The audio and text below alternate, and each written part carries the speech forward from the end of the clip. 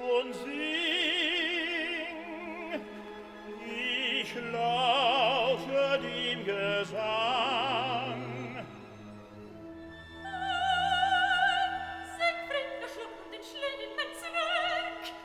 Jetzt wüsst ich ihm noch das herrlichste Lob.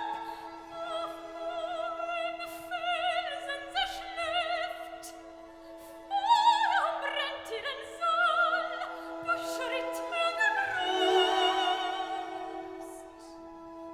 Weckt Gebrust,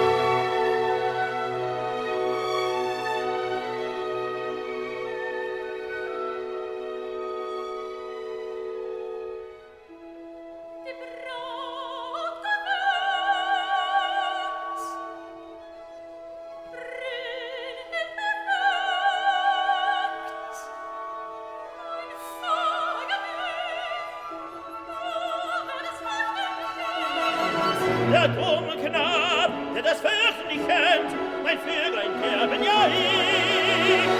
Doch heute gab ich vergebens mehr Mühe, das Viertel vom Vater zu lernen.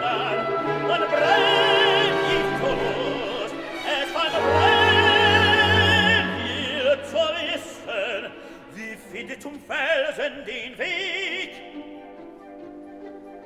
So wird mir den Weg gewiesen, wohin du flatterst, folg ich der Lohn.